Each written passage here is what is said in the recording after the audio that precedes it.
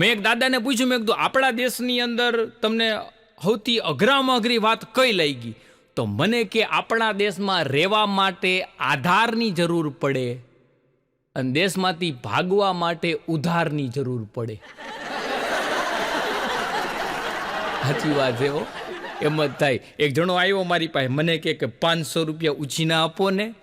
મેં કીધું માફ કરજે વડીલ, હું તને ઓળખતો નથી. મન કે ઓળખે એ કોઈ આપતા નથી.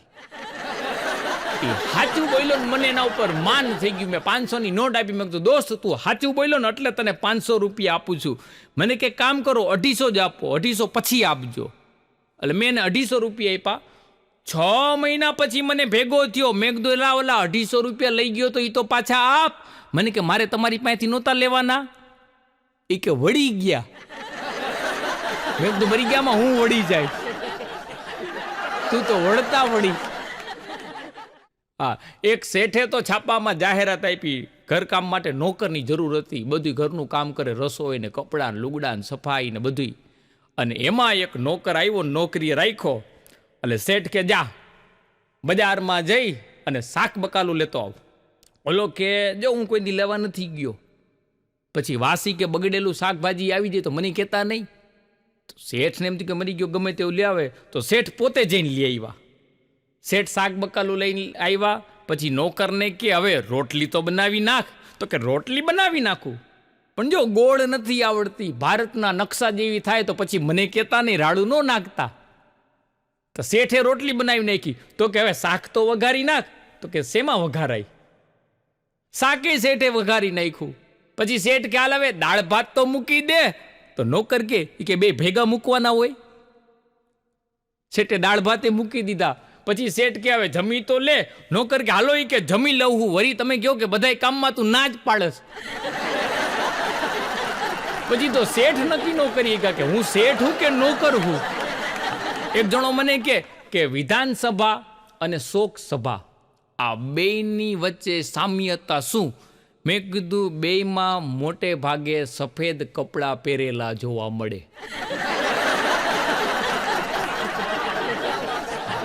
અને હમણાં વેકેશન પૂરું થયું ને એટલે એક માજી રહ્યા ને એના દીકરાને કે બેટા જો વેકેશન પૂરું થઈ ગયું છે, જાગી જા, નિશાળે જા. ઈ કે તો એનો દીકરો કે ના બા મને નિશાળે જવાની આળસ થાય છે. એની બા કે બેટા તું આળસ કરે એમ થોડું હાલે, તું નિશાળે નહીં જાય તો ત્યાં ભણાવશે કોણ? હવે સાહેબને જ નિશાળે જવાની આળસ થતી હોય. અને સાહેબ લગ્ન થતા હોય ને જ્યારે નક્કી થાય ને ત્યારે બધાય દીકરીવાળા એમ જ કહેતા હોય કે અમારી કન્યા રહીને હોજી ગાય જેવી, હોજી ગાય કઈ અને આખલો બટકાવી દે. અને આખી જિંદગી પછી શિંગડા માયરા રાખે. આમથી આમ જણને જે ગોથા મારતી હોય. હા, એક ભાઈ રહ્યા ને એના ભાઈબંધને કે એલા તારી ઘરવાળી તો બહુ બોલ બોલ કરતી હતી, ઘડી કે મૂંગી નહોતી રહેતી, તો આટલી બધી મૂંગી કાં થઈ ગઈ, હાવ શાંત કાં થઈ ગઈ? તેનો ઘરવાળો કે મેં મારી ઘરવાળી રહીને એને વિમલ ખાતી કરી દીધી. હવે તો હું જુબા કેસરી બોલ્યા રાખું ને મૂંગી મૂંગી હેંભરા રાખું. એ આ વિડીયોના માધ્યમ દ્વારા વિનંતી છે, વ્યસન ફાકી બાકી ઓછી ખાજો ભાઈ, લિમિટમાં ખાજો નકર મરી રહેવો. આવા અમારો ભાઈબંધ ધવલો મને કે ડોક્ટર રહ્યા ને એ જ્યારે એની ઘરે આપણને ખાવા હાટું આમંત્રણ આપે ને તો એની ઘરે આપણે જાવું અને આપણું પોતાનું સમજીને જ ખાવું. મેં કીધું કાં? મને કહે તો આપણા પૈસામાંથી જ બધું બનાવ્યું હોય.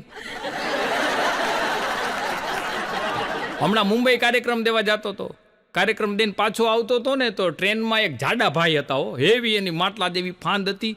તો મારા હામું ને હામું જોયા રાખે. એટલે મને એમ કે કંઈક કામ હોય છે. મેં ખાલી આમ ઊંચું માથું કર્યું તો મને કે મારા બૂટની વાદરી બાંધેલી કે છૂટી જોઈ દો. મેં કીધું ભાઈ તમારા બૂટની વાદરી બાંધેલી કે છૂટી તમે ન જોઈ શકો? મને કે હું જોઈ લો પણ આ ફાંદ નડે ને તો મોઢ ન્યા સુધી નજર પહોંચતી નથી.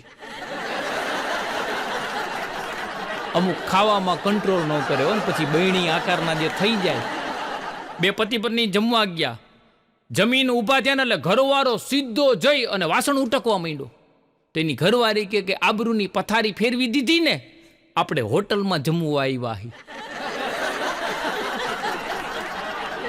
એક બેન રહ્યા ને એની દીકરીને કે તારા હાટું કે છોકરો જોવા જાય. તારે કાંઈ છોકરાને કેવું છે? તો કે હા, એ છોકરાને કહી દેજો કે સેટી પાસેનું જે પ્લગ રહ્યું ને એ હું વાપરીશ ને મારો મોબાઈલ ચાર્જમાં મૂકવામાં આવશે. આ એક બેન એના વહુને કે બેટા આ ખાલી હાથ રહ્યા ને એ હારા નથી લાગતા. તો વહુ કે મમ્મીજી મોબાઈલ ચાર્જમાં મૂક્યો છે. અત્યારે એક હાથ તો બધાનો મોબાઈલમાં જ રોકાયેલો હોય છે. હા, એક બાઈ તો કસ્ટમર કેરમાં ફોન કર્યો. કસ્ટમર કેર વાળી બાઈને કે 3 કલાકથી આ તમારું નેટ બંધ છે, હું શું કરું? તો સામેથી જવાબ આવ્યો, બેન થોડું ઘરનું કામ તો કરી લ્યો.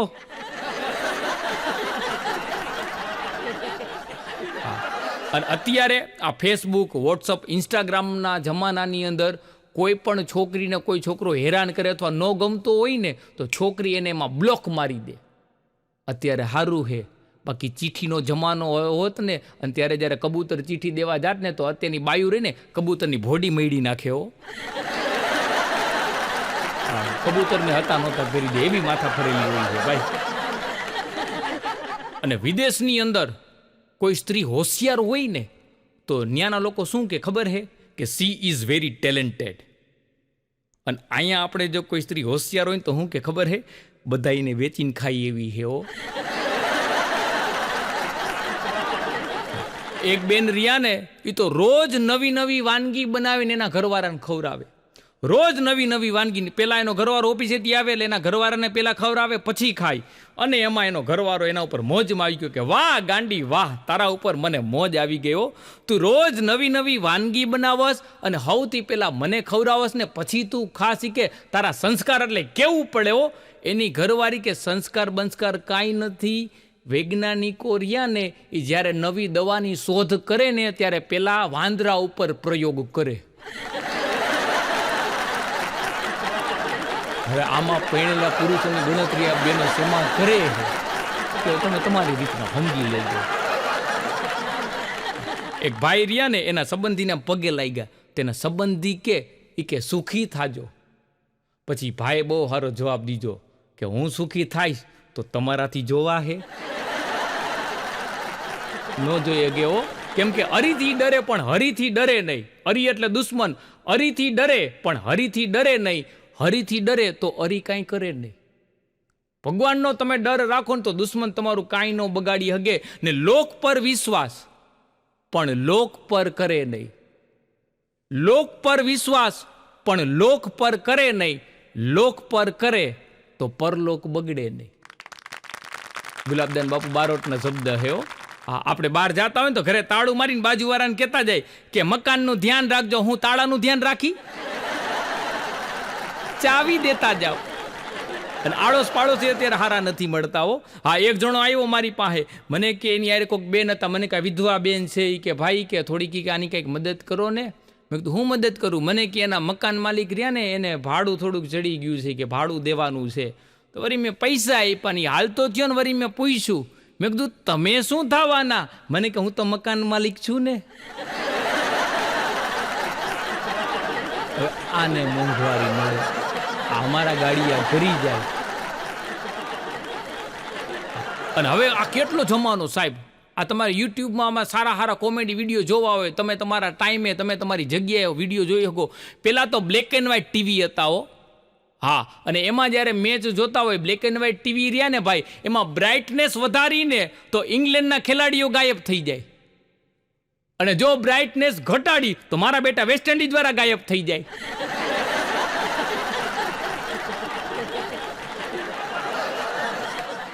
હમણાં તો એક જણાની કંકોત્રી આવ્યો, 50 વર્ષનો મૂર્તિઓ.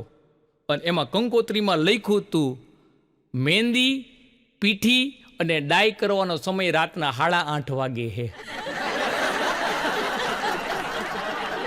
એક જણો તો રહ્યો ને એના ભાઈબંધુને કે તમે બધા ખોટા ભાઈબંધુ હો, હગાવાલાય કામના નથી ને ભાઈબંધુ કામના નથી. કે થયું હું કે ખાલી કે બધા ભેગા થાય ને ત્યારે ઓલું ગીત ગાવો, એ દોસ્તી હમ નહીં છોડેંગે, સલામત રહે દોસ્તાના હમારા. અને ઘરના એ બધા જ્યારે ફંક્શન હોય ને ત્યારે હમ સાથ સાથ એનું ગીત ખાલી વગાડે, બાકી એવું કાંઈ નથી.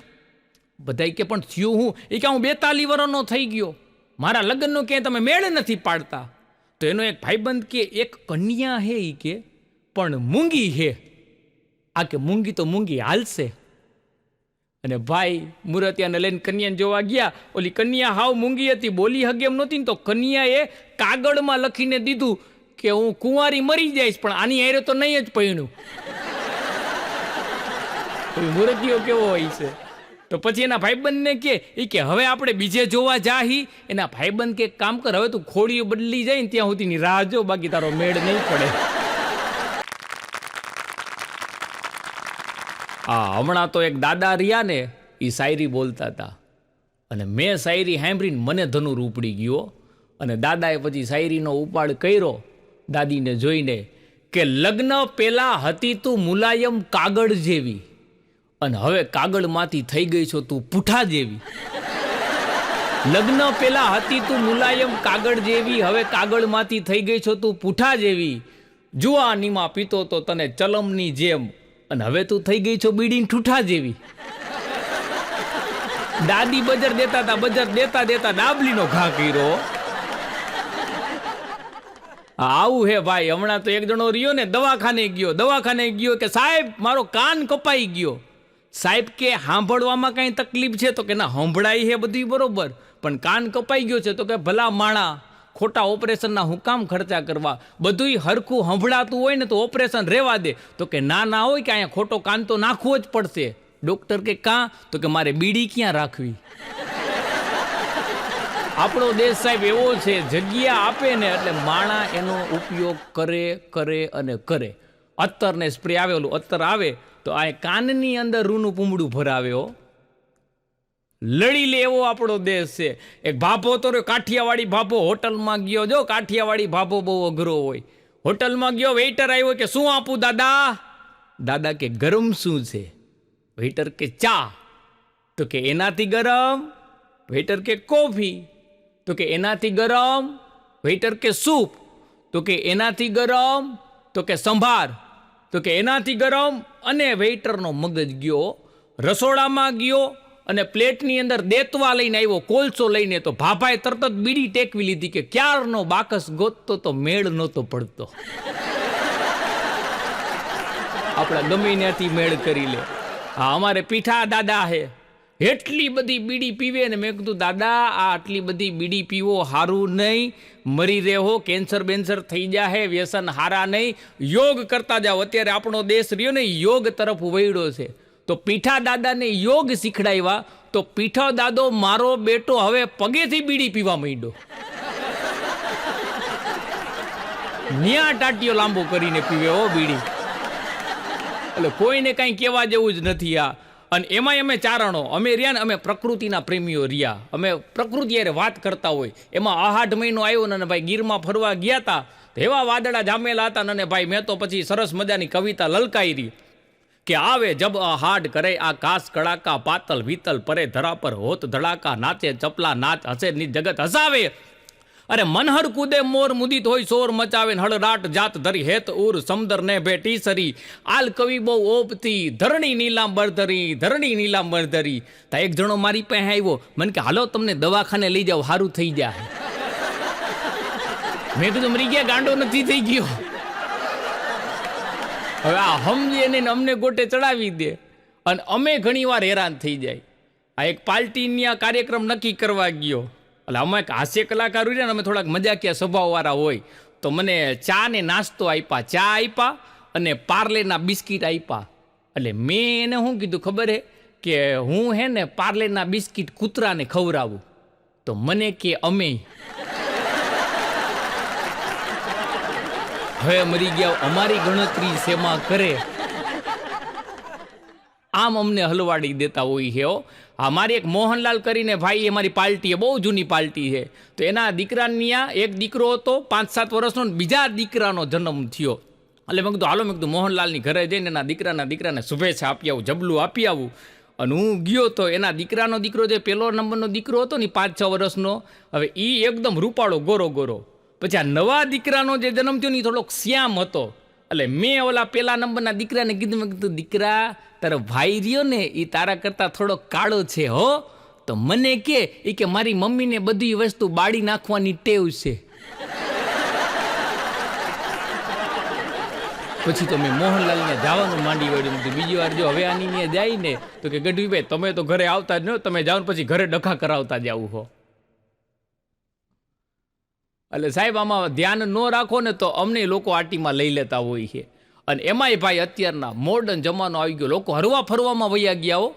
હા, અત્યારનું યંગ જનરેશન રહ્યું ને મનોજભાઈ, એ ઉનાળામાં સિમલા, ગોવા, કુલ્લુ મનાલી ફરવા જાય. બાકી અમે જ્યારે નાના હતા ને એટલે ઉનાળો આવે ને એટલે વાણંદની દુકાને લઈ જતા, બાપા ટકો કરાવી દેતા. 4 મહિના સુધી ગરમી માથામાં થાય નહીં હો. હા, અમારા ગામમાં એક ધનિયો કરીને રહે છે. તો ગયા વખતે મોસમ હારી થઈ છે ને ધનિયાને એમ થયું કે ભારત દર્શન કરું, ભારતમાં અલગ અલગ જગ્યાએ ફરવા જવું છે. અને ભાઈ ધનિયાએ ટ્રેનમાં ટિકિટ રિઝર્વેશન કરાવીને હોટલ બુક કરાવીને અને 20-25 દિવસ ભારત દર્શન કરીને ભાઈ આવ્યો. આવી અને ધનિયાએ રેલવે મંત્રીને પત્ર લખ્યો કે ભાઈ રેલવે ખાતું તો જમાવટવાળું થઈ ગયું છે હો.